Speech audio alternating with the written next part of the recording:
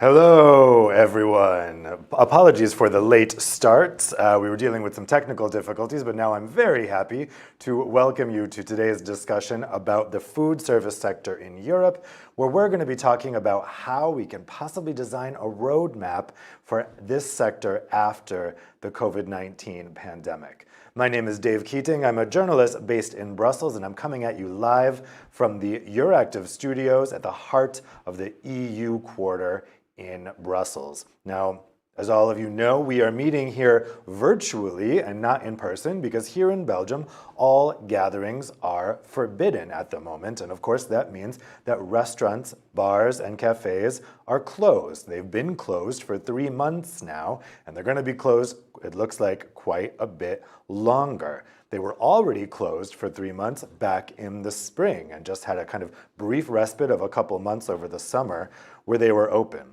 So clearly, the restrictions necessitated by the health crisis are having a devastating impact on this sector. And the impact of these closures has been felt across the value chain, not just by restaurant owners, but also by waiters, by cooks, by people who provide food to restaurants, to clean these restaurants. There is a whole value chain behind these restaurants. And to make matters worse, the sector has had to adjust to really wildly zigzagging policy decisions in Europe that have varied enormously between different countries. The measures in Europe range from curfews to maximum patron capacity to complete closure, often with minimal advance notice. The threat that these embattled, wider hospitality sector businesses face is existential because many of these businesses are facing permanent closure without some desperately needed help. And the impact goes beyond just revenue and jobs and into the character of our communities. Already our daily lives have been changed so much by not having these normal establishments to gather at. And many have observed that restrictions are largely moving social interactions from public places like restaurants into private homes, sometimes violating lockdown rules. And this could in fact be less safe, many are concerned, because in fact we know that the virus spreads more easily in private spaces. And so some have asked, is it not better to bring people into regulated spaces that are taking health precautions rather than having them gather illegally at home? So we're going to be talking about all of these issues today. How do we safely reopen food services businesses? And what kind of support are these businesses going to need in order to stay open? We've assembled an expert panel here today to talk about this. I'd like to introduce them now. We have Claire Bury, she's the Deputy Director General for Food Sustainability at the European Commission's Health Department. We have center-left Hungarian MEP István Ujhelyi, Vice Chair of the Transport Committee in the European Parliament.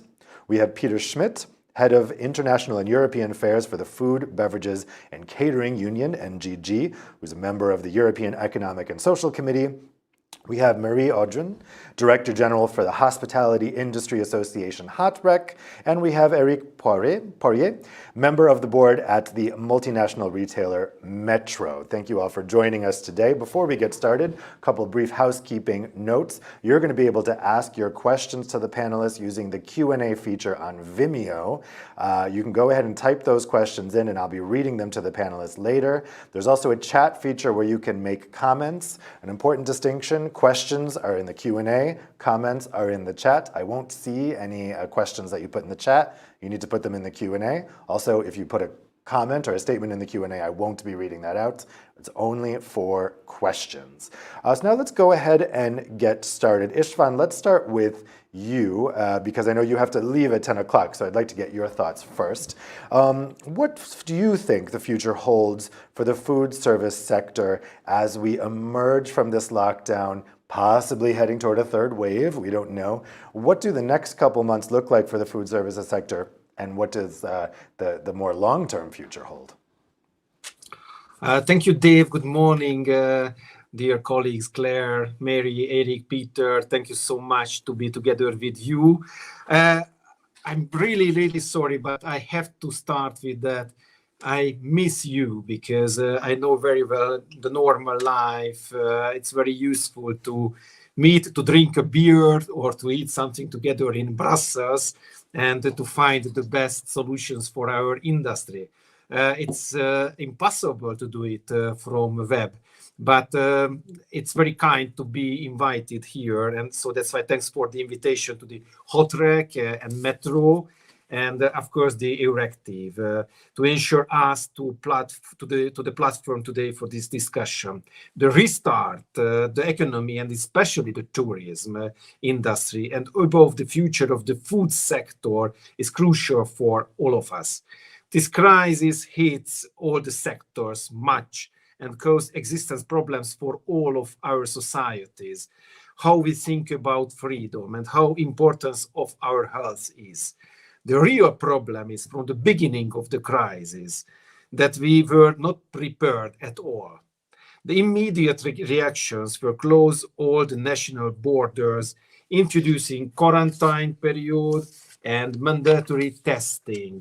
And the real problem was that all the member states followed their own protocols last spring. Later, when we saved the summer season, especially with focusing on local tourism, but the second wave has arrived and much stricter rules were adopted. So we are in the middle of all dark red zone Europe. But what's the next? How we could manage the next months to save the next summer season or bigger part of this year? The answer is coordination on travel restrictions, broader immunity of the population is needed, coordination of vaccination, common acceptance of the result of PCR, and which is very important, I think, the rapid testing scheme. You know, the Council and the Commission agreed on this the last weeks, and start to focus on gradual reopening of those parts of the industry where it is feasible.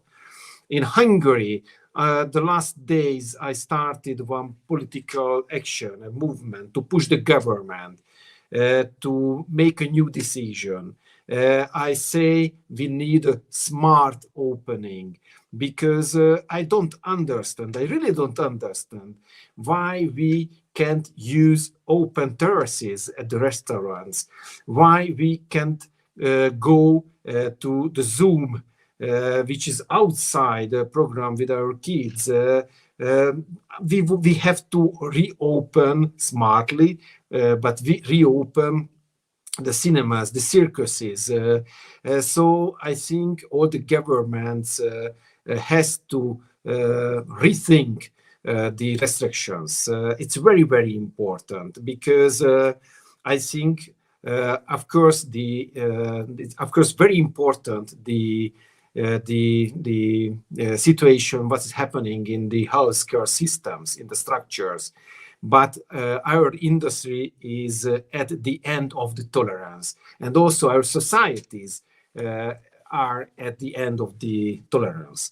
This is a new situation for all of us. We are in the middle of the new technological revolution and the necessity to manage the climate change issues. I agree and support the Portugal presidency that immediate available financial source is needed for SMEs. Even the European Parliament thought much having a sole budget line for tourism, but what the Commission and the Council didn't support, I don't understand why. In these 6 months, the presidency will manage all the possibilities, I hope. For medium planning, we need a crisis management facility, and for longer term, a sustainable strategy for tourism, and money for the industry. Finally, as Special Ambassador of the UNWTO, the World Tourism Organization, I would like to mention you that the UN institution and tourism main objective is that rural areas should be in the middle of the recovery.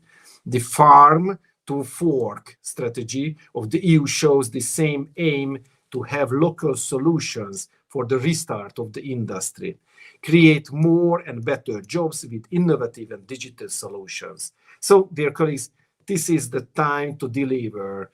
And finally, I would like to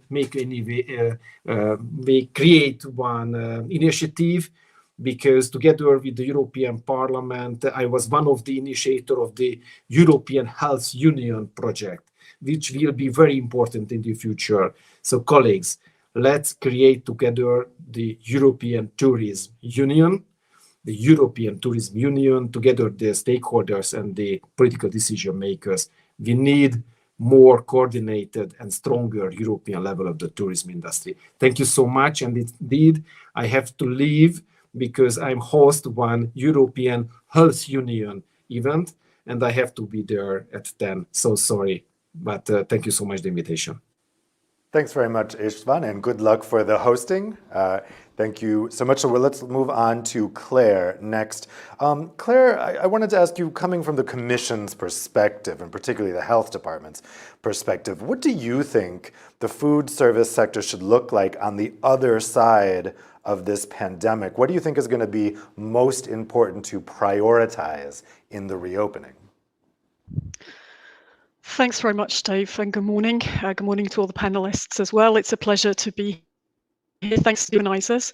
I think, Dave, as you said in the introductory speech, it's really appropriate that we have this discussion today, given the devastating effect. I think that's probably it's a strong word, but I think it's the right word in terms of what's happening in this sector.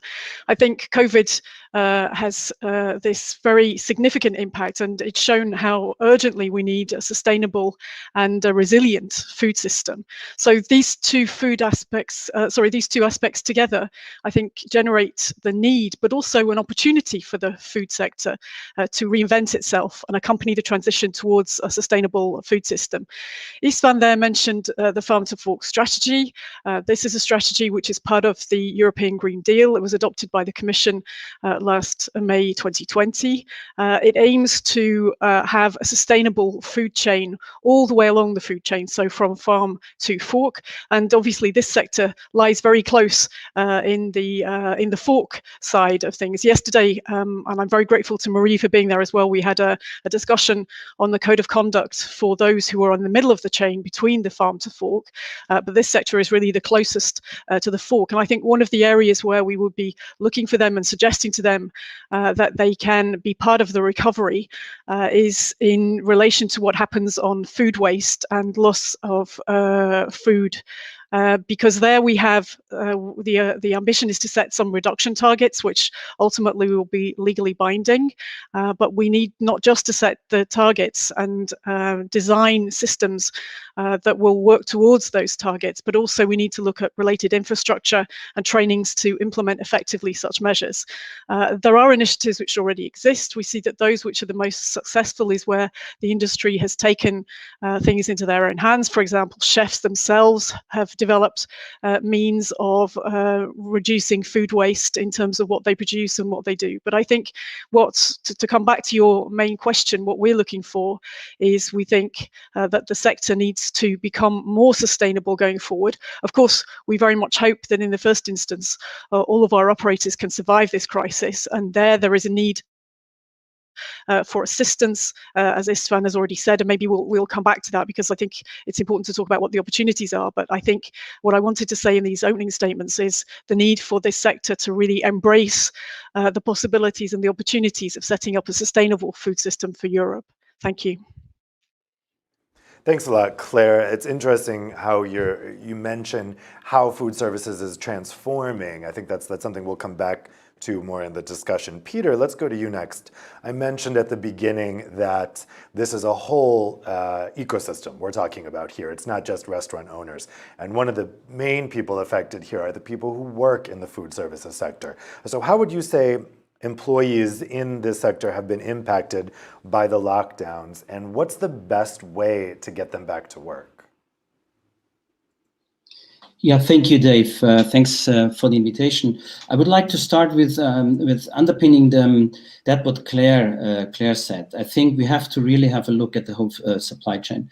And the ESC was the first institution calling for a comprehensive food policy in Europe. So, and now we have the Farm to Fork strategy, which gives a view and an idea what could the future, how the future could look like in the food sector. I would like to start with a good news. So during the crisis, the food sector delivered. I think these are good news. We never had empty shelves. So starting from the processing sector to the fork, it worked. So, but the COVID crisis exposed some problems. Harvesting sector, when we have a look at this, so there are working conditions.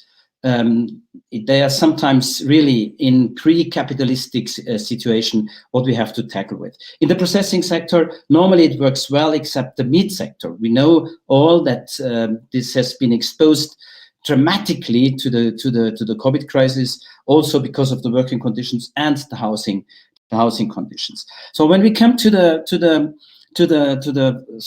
food service sector, it's a catastrophe. So while the people in the processing sector are working 24 hours, 7 days, there is not that problem on, people have the work, they go to the work, they're able to organize that because they have high standards of hygienic, so they know how to tackle infection and infection rates. So these are really good news. But when it comes to the hot track sector, it's a catastrophe. So that's why the question is how to tackle this. I'm not really sure whether we should now have a debate how to open it. The question is, from the time being today, how to tackle the crisis until we have the things under control. And the next step would be then how we can make this sector more sustainable, not only in terms of economical, also in terms of climate and environmental issues. So what is to be done now? That means for me and for us, for my trade union, for the ESC, for all, and Ishwan mentioned that the SMEs, they must get much more support. So the governments, they close it.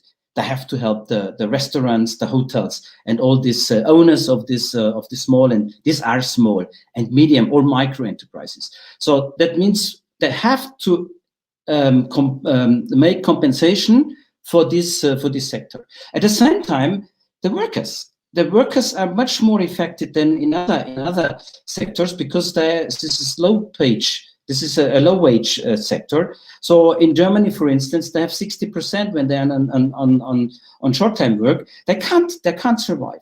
So that means we have to increase the support for this sector to 100%.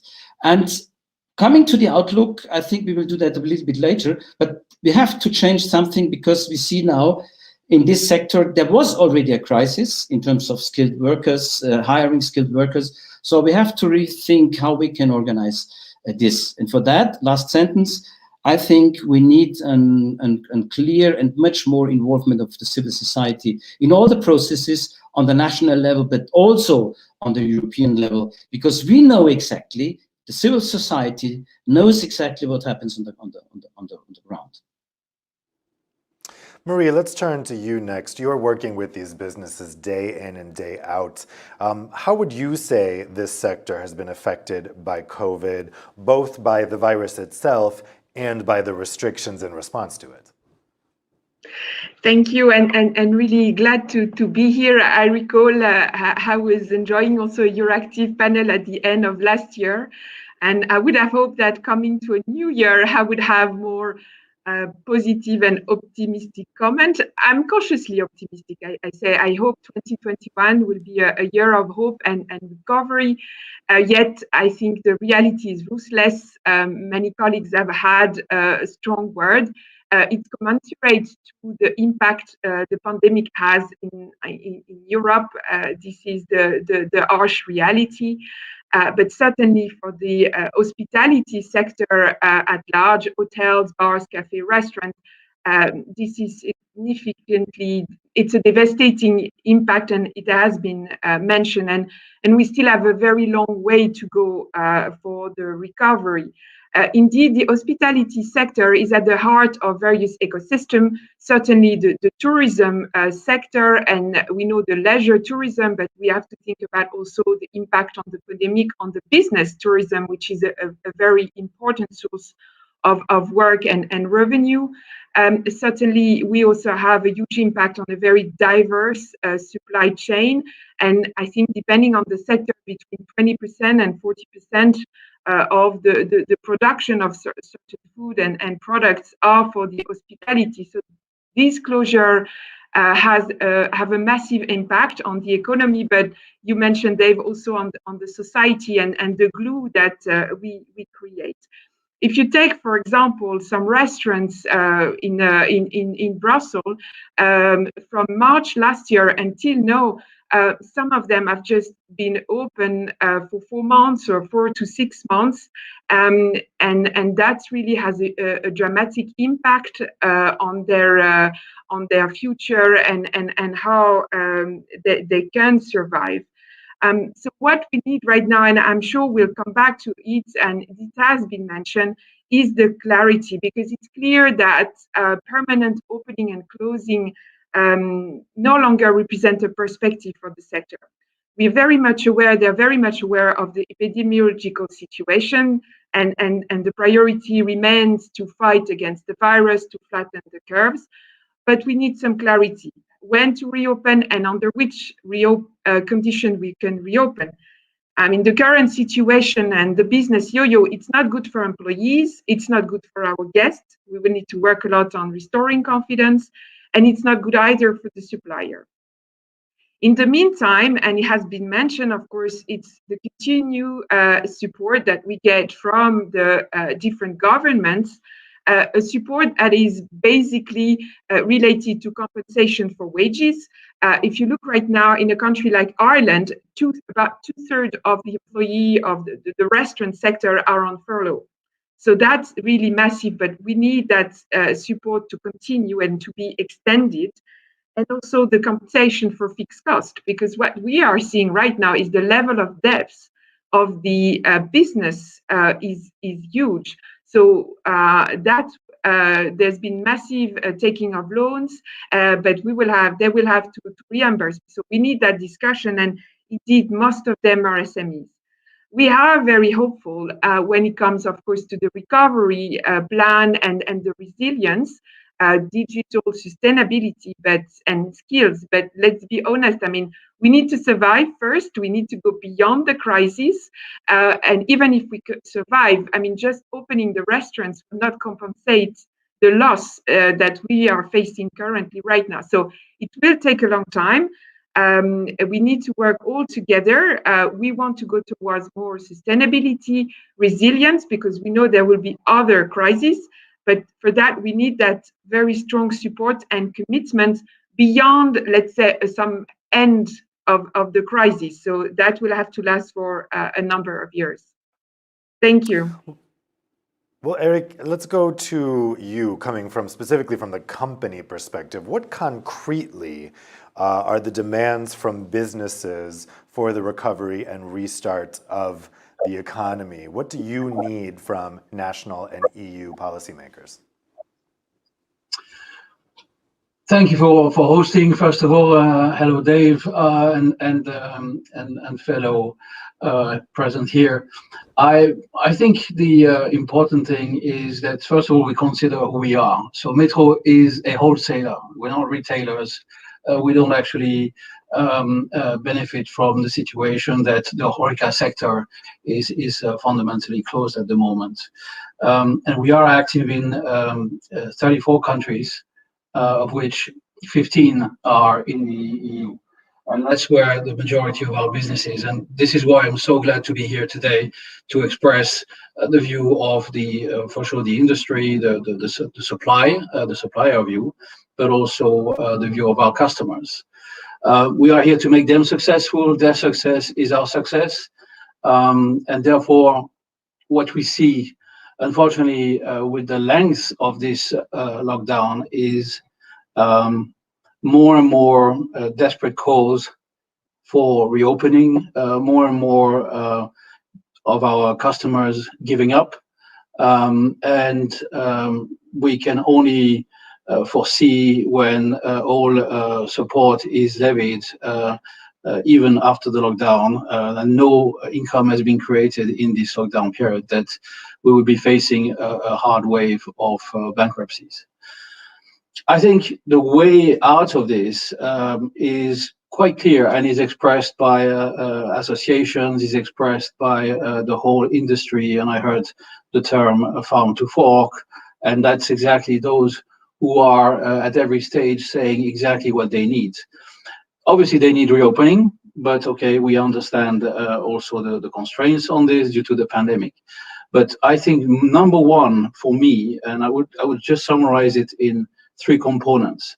Number one is that we give proper perspective and we create a communication stream that is stable, harmonized as much as possible, with the right perspective to when the reopening will be, or what are the steps towards the reopening, what are the milestones, and that we make that communication a commitment and that it's reliable.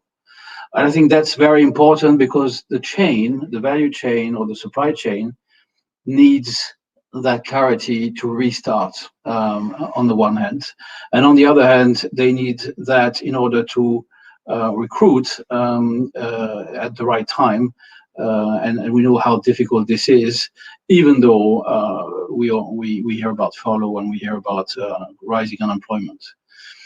The second component is the financial support, and we see a number of initiatives from different governments. It's also not very well coordinated in the intensity and the amounts, but fundamentally what we see is loans and furlough. These are the two big support that we see. Furlough allows, let's say, to avoid costs during these moments where no income is generated. Loans are actually to be repaid at some point, so that helps temporarily, but it doesn't solve the problem. It actually postpones the problem, and we need much more direct support to the industry, much more support to the hospitality world. And that should allow also what I heard from the other speakers to have the capability to recover some of the investments they did for the temporary period of reopening into the sanitary measures. But it also should allow them to invest into digital tools, into sustainable ways of operating their business. Finally, third one, we need to consider the full value chain. I don't think we speak enough of the full value chain, the farmer that delivers directly to the restaurant or via, let's say, a distributor, a wholesaler. These guys, they have no strong voice at the moment, and they need to be considered. There are also fintechs, there are also all the, let's say, service surrounding this industry that needs the support. And again, not loans, but direct subsidies for investments and for survival. So this would be my three priorities for coming out of this situation in a better way. Thanks, Enrique. I think that's a really good point, that the restaurant owners and the waiters and these type of people, they're what we see most visibly, but in fact there's a whole ecosystem behind food services that we don't see that is equally or even in some cases more impacted. There's really so much that goes into this sector than we see on a daily basis. Claire, I have a question for you. Also, just a reminder to the audience, you can ask your questions to the panelists using the Q&A feature on Vimeo. I'll read those out later. But Claire, I wanted you to respond to a point that Istvan made before he had to leave, and that is about the safety of dining. He mentioned that outdoor dining, we saw over the summer, when we had a period when most people, I think, at restaurants were eating outdoors, that the viral spread was relatively low. And also during that period, restaurants made big investments into health and safety measures for inside. They were preparing to bring people back inside when the weather got cold. But then when the weather got cold, we had just a shutdown instead. So restaurants are kind of mad that they made all this investment in the health and safety measures, and then all of a sudden we're told, never mind, we're closing you down. So what needs to be done from a health perspective in these restaurants in order for people to eat inside? Is it possible at all? Were those safety measures actually in vain? Because even with the health and safety measures, just any type of gathering inside with that many people isn't going to work in this context.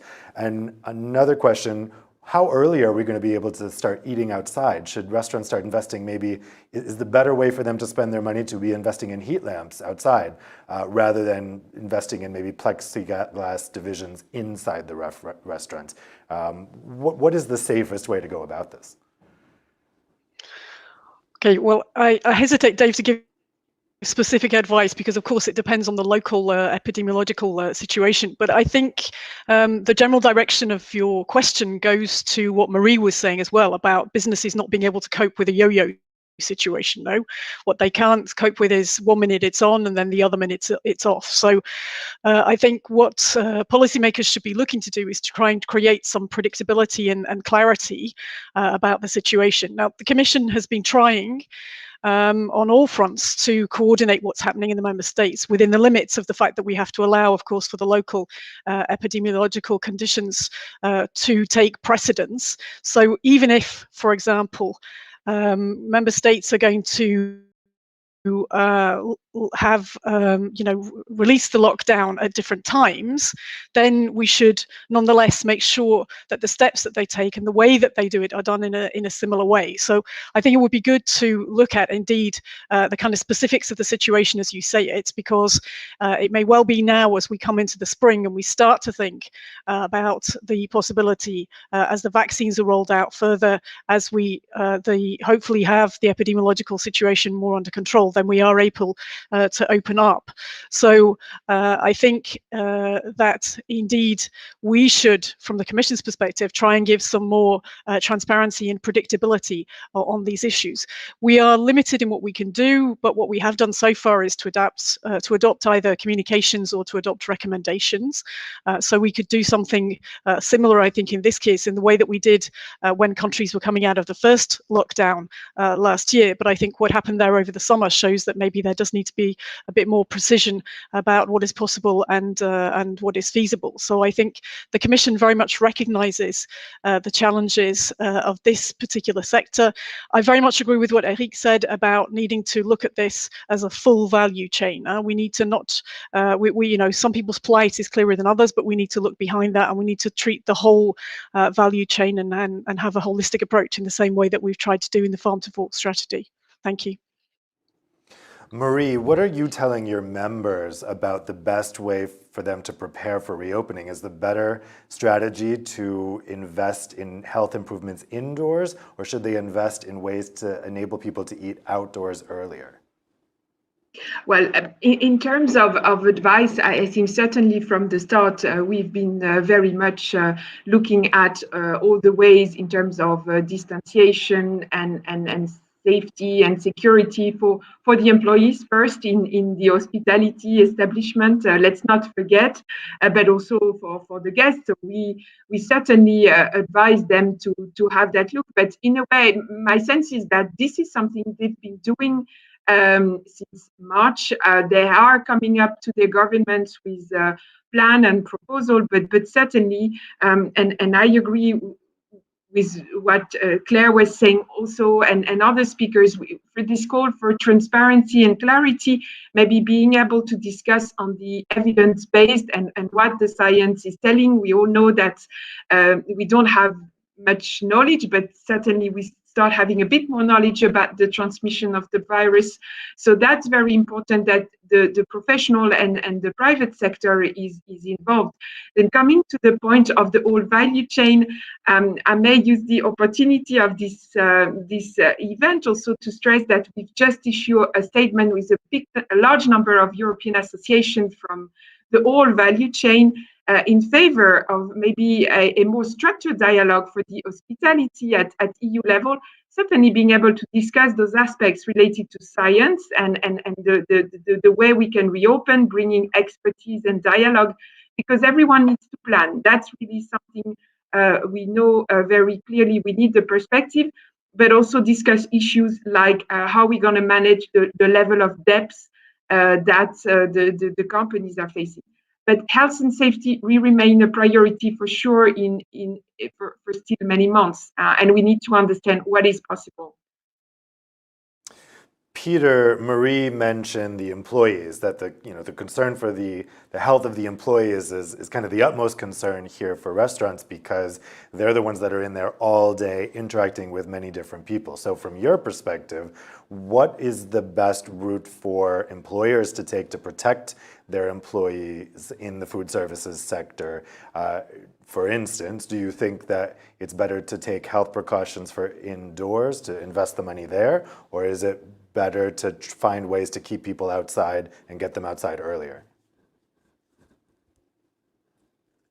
I would follow the science in this question, but the employees are the most vulnerable group in this, because they do not take the decisions.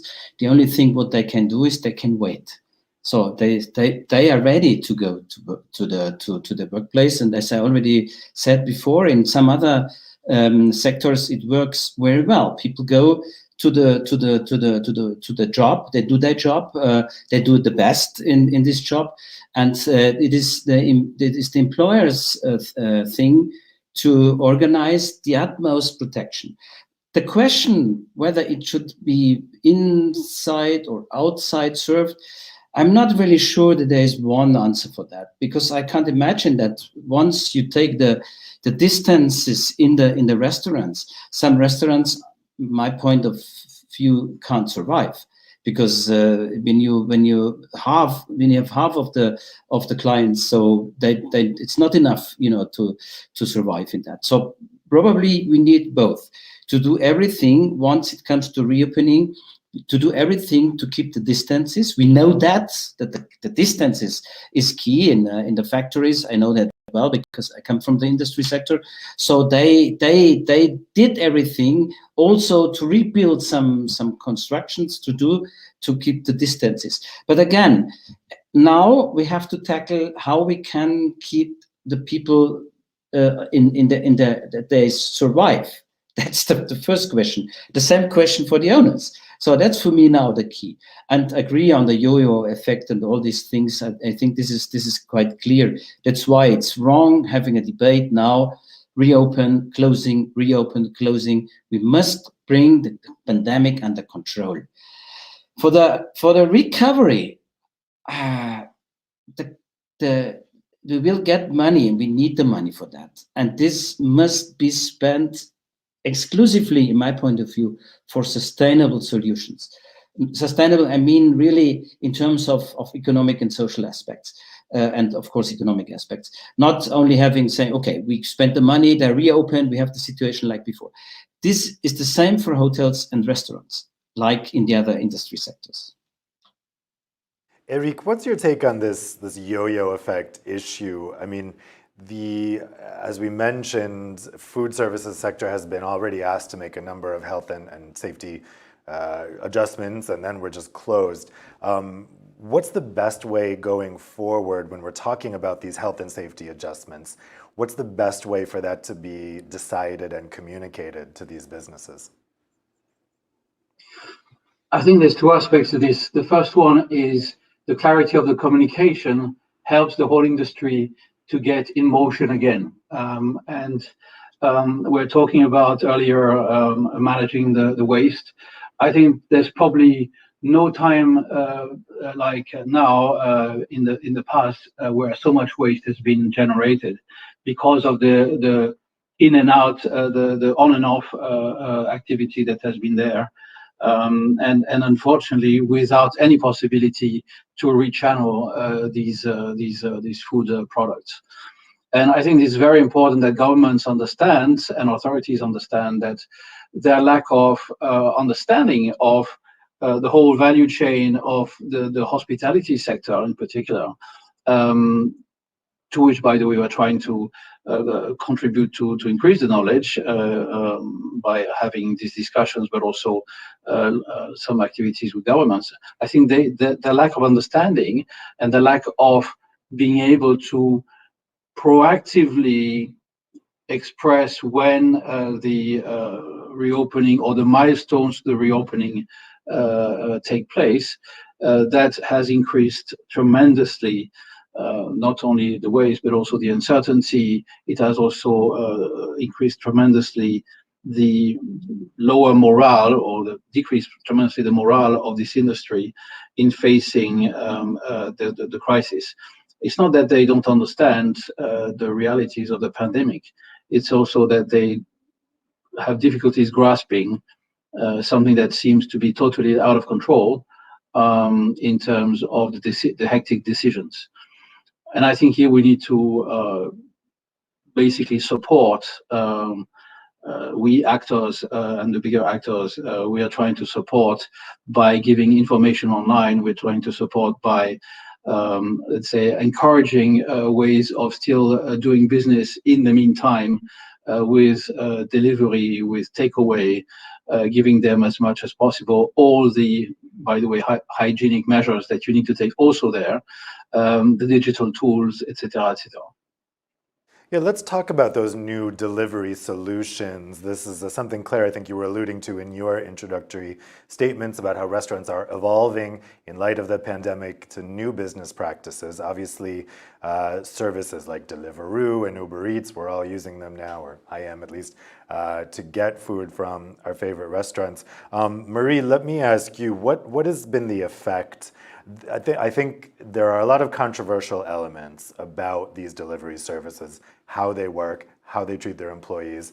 From your sector's perspective, have these delivery services been a net good or a net bad for restaurants? Because they do enable them to stay open and keep producing food, but obviously there are drawbacks. What's your take on these delivery services?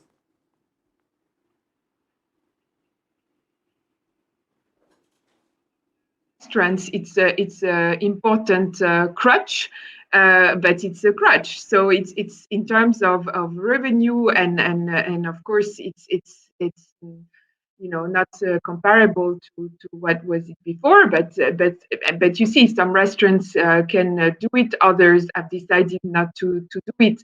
Of course, then we will have to see going forward and see in some country we've seen the way our the restaurants manages the relationship with, of course, the delivery companies. And that's very important that we see as well that there is a benefit and not too many costs for the restaurant owner. But that's important in the meantime that they are able to continue to work, because what we feel in the sector, and it has been mentioned, is this eagerness to work and to continue, because we also need to keep the guests. I mean, let's not forget that restoring confidence, building back the confidence with our guests, we are in the sector where, how you make sure people come back often to your place and to your restaurants is quite different compared to other sectors of the economy. I mean, the fidelity is something important, but it's an important support, or that is there for a while still. Peter, there have been all kinds of labor concerns raised about these types of delivery services. What's your take on how commonplace this has become now for how we get meals? As Marie said, I mean, it's there, and this I think you can't stop that. This is a new model, new delivery model. Our concern is are the working conditions. That's clear. So you mentioned that, and they don't have collective bargaining. They don't stick to the rules, and that's for me also a threat for the whole system, because this creates precarity for people, and this is not acceptable. That's why we need a clear frame for this. It can help now a bit the restaurants, to let me build the bridge to the clients. But once, this is my prediction, once we reopen the restaurants, I predict that the people want to go into the restaurants. They want to come together. They want to live this kind of culture. It's also an aspect. We didn't talk about that. That's a cultural aspect. I'm in charge of international affairs. I see all over the world the different cultures on food. This is so rich, and we can't live this richness from the time being. That's why this is an aspect I don't see this as a threat for the sector. Our concern is more the working conditions. They're really extremely bad. I could tell you stories about this. It's not the space for that. So that's why the governments, they must regulate it, and I think it's necessary in the European level. I would like to refer on Eric's point on communication, when you allow. I think this is a key element, also in terms of keeping the contact to the employees. Company and employee. I'm in charge of multinationals in my trade union, and I can tell you, in one of the biggest multinationals, I'm in charge of this company. We started in the beginning of the crisis a weekly update on the state of play in terms of the infection situation, what this virus is doing, and we reported this back to the workers and to the people on the shop floor. And this created also an understanding for the people. Once employers do some measures, introduce some measures, this must be clearly communicated and not going up and down. Imagine people they have their families at home.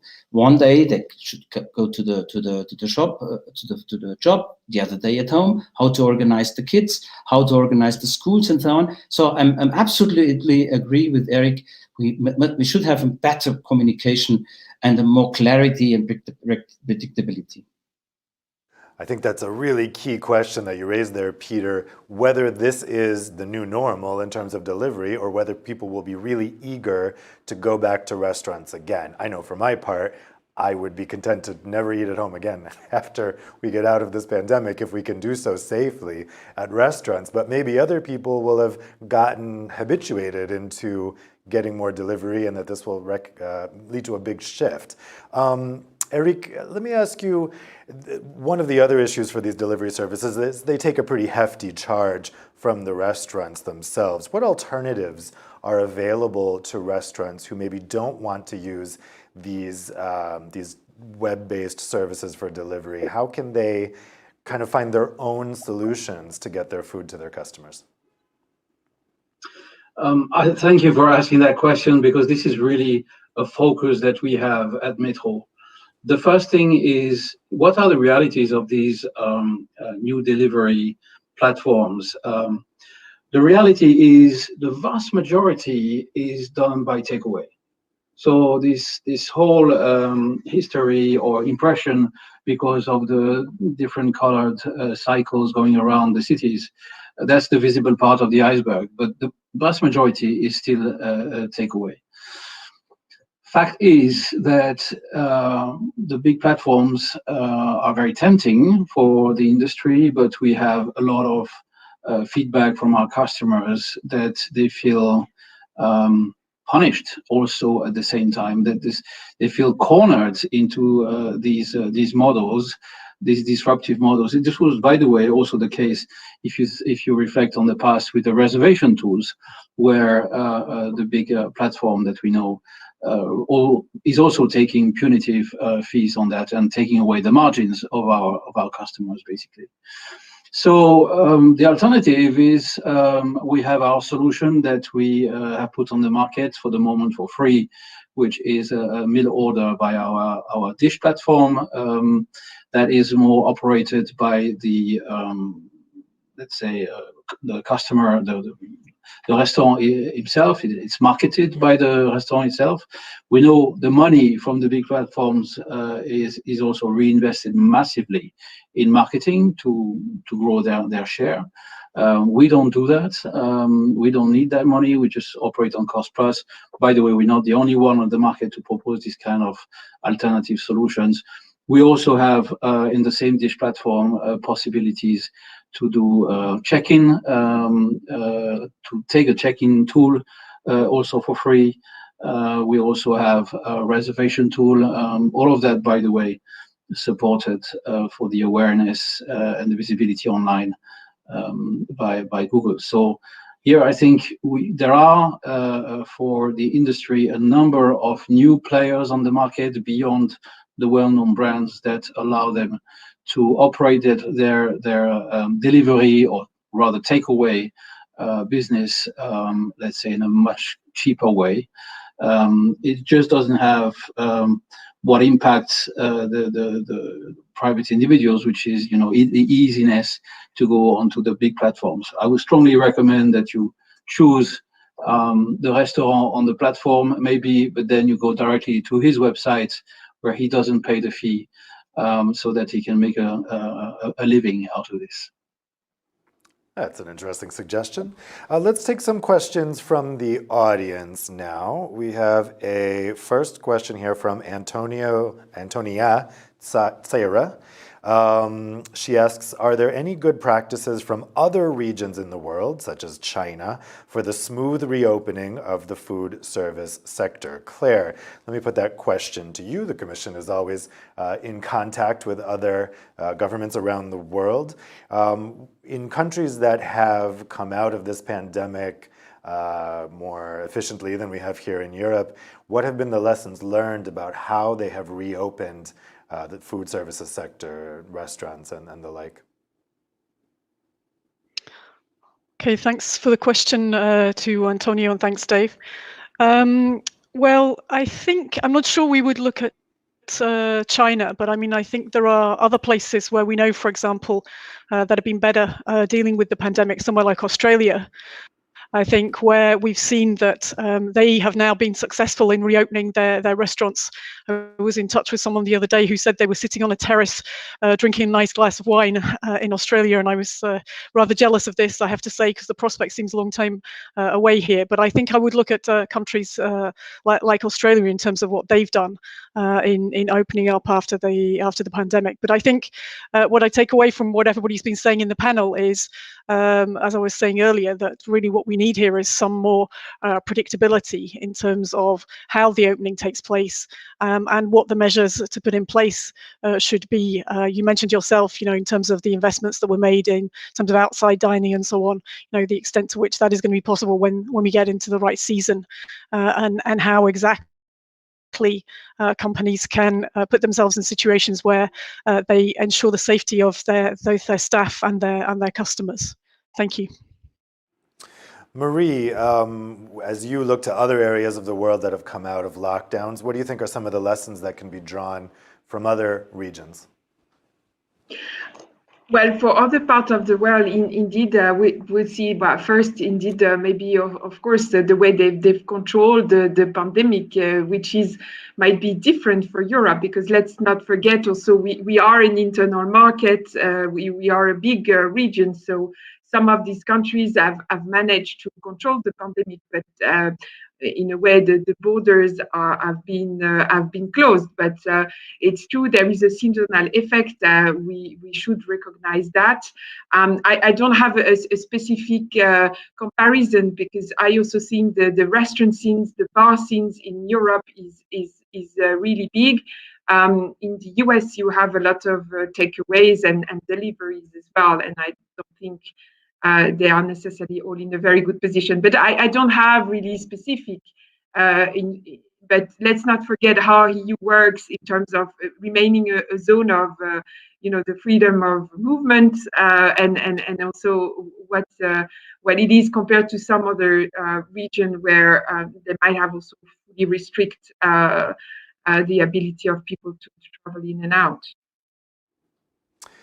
Peter, in terms of this health and safety for employees, are there any particular examples you can think of in other regions of the world that the EU or European countries should look at? Referring to Claire, it's not Australia, but my example is New Zealand. I had a chat last week with colleagues from New Zealand, and I was also not jealous that they said, Peter, we are sitting here, or not sitting now, we will go to the restaurant right now, and there is more or less life as normal. And that means for the employees, of course, security. But, and that's, I think, the issue what Marie mentioned is they tackled the crisis much better.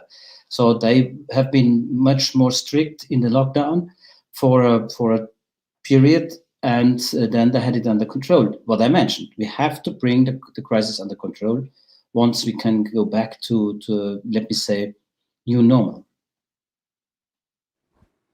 Eric, where do you think some of the best practices have been observed in terms of a reopening of restaurants? Very hard to say precisely. I think there's been a number of good practices and that have been instilled also in coordination with hospitality HoReCa associations. I've seen in Spain, I've seen in France, I've seen in Germany, a lot of good work being done, white books being published in coordination with the whole value chain and also the HoReCa Association. I think that helps a lot in terms of the overall connection, information, visibility on the solutions. Dare I say that there are some countries within Europe that kept their restaurant open so that social life is still possible with restrictions, opening hours restrictions, and we cannot say that these are the most affected throughout the pandemic. I think the pressure that is mounting now, we see what's happening in the Netherlands, here and there in France or in other places. The social pressure, the need to gather, and the understanding that certain rules that need to be applied for distanciation and sanitary measures, it's all understood, I think, by the population. What is not acceptable is a complete lockdown, and I think here public spaces should be more open. You talk about terraces, but I would see that much more scattered across the public space because we need the distanciation. We need more of these equipment, benches, and so that takeaway can be consumed outside the restaurant, but not in the proximity of the restaurant. And here I don't see much effort being done by cities, by nations, and no suggestions from the EU in that space, at least that I heard. So I think it's going to be very important that creativity comes, that innovative approaches are implemented. Do we have the real solution for now? I don't think so, but we have plenty of people who are very innovative around and should be listened to. We have one more question here from the audience. It's coming from Nazimi. They ask, which countries paid directly how many euros to their citizens due to COVID? I'm going to tie this a little more tightly to the topic here by asking you, Marie, in terms of best performers, worst performers, you're working with businesses across Europe. Which European countries have been the best in providing support to the food services sector, and which countries have a ways to go in terms of helping those businesses?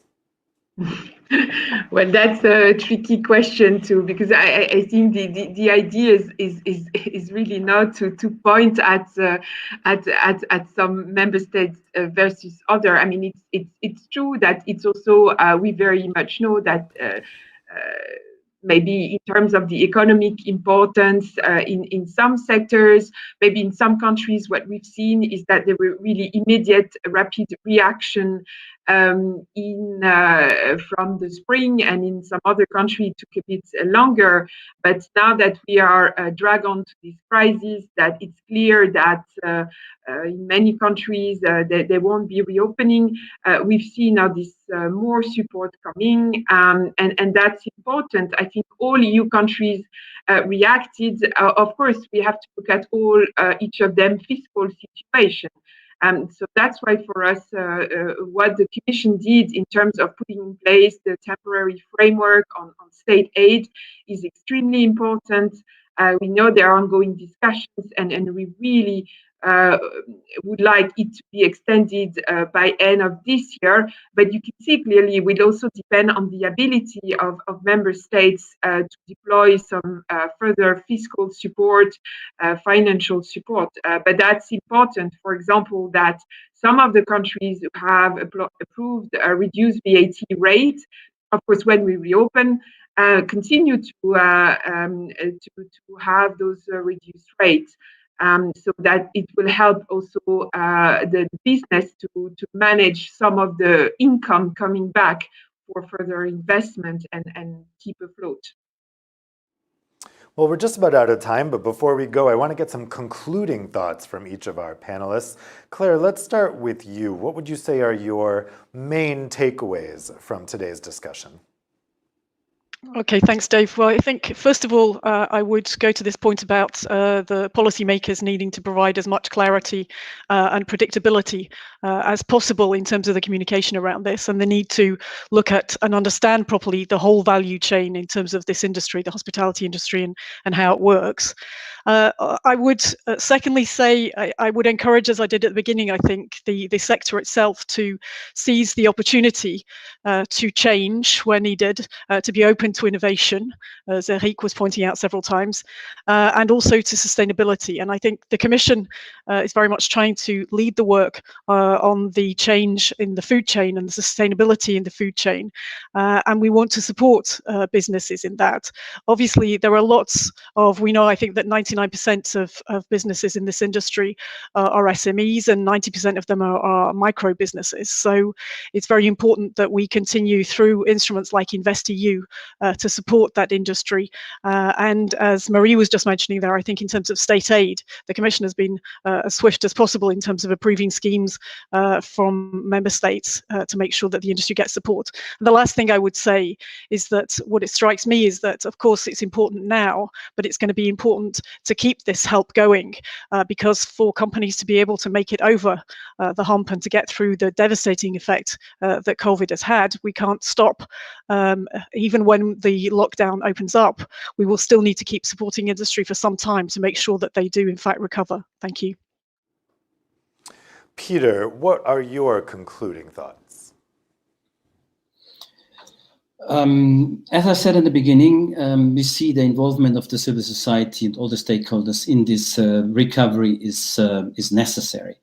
More than ever, talking about the food, I would like to see that the Commission is adjusting the farm to fork strategy much more to sustainable solutions that would bring more fairness into the supply chain. We didn't talk about the distribution within the supply chain because it's really unfair distributed. We have companies having 20% profit while others are suffering or losing their livelihood.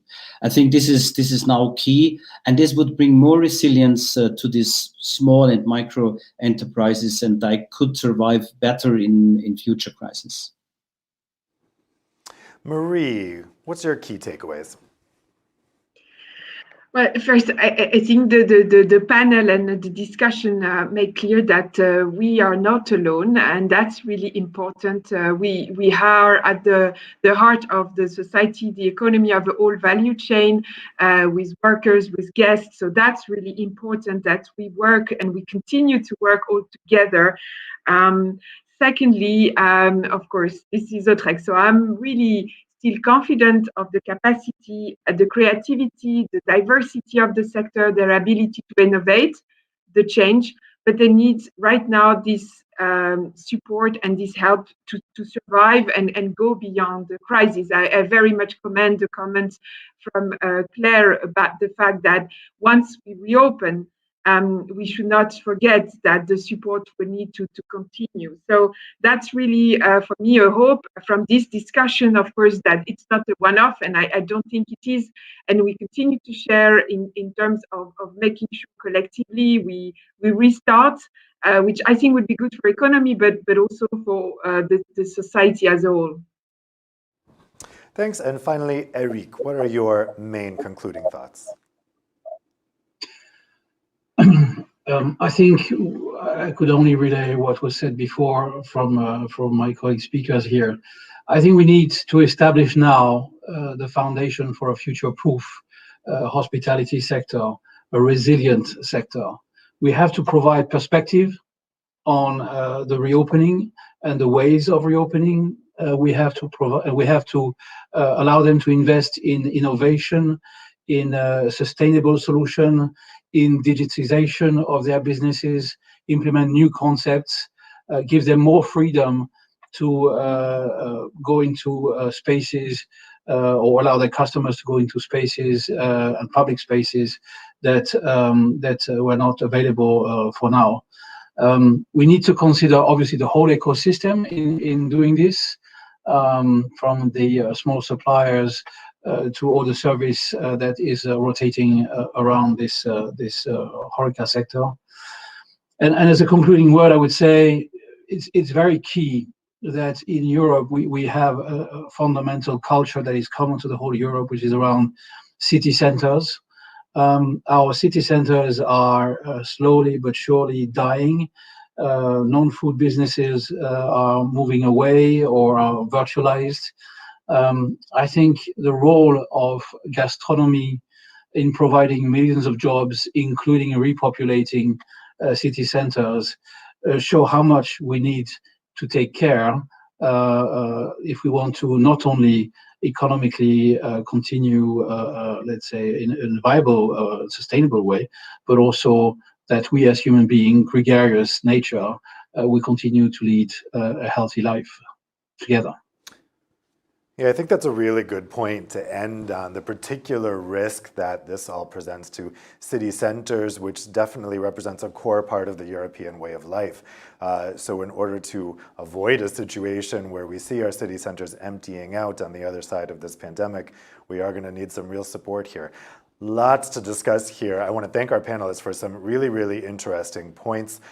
Certainly, nobody knows what's coming over the next months, but we can all kind of prepare and game out for the various scenarios about possible third wave, when we can be reopening, and when we might be getting back to anything resembling normality. So thanks so much to our panelists. Thanks to the audience for following along and asking some great questions. And we will see you all here next time for the next Your Active Debates. Take care.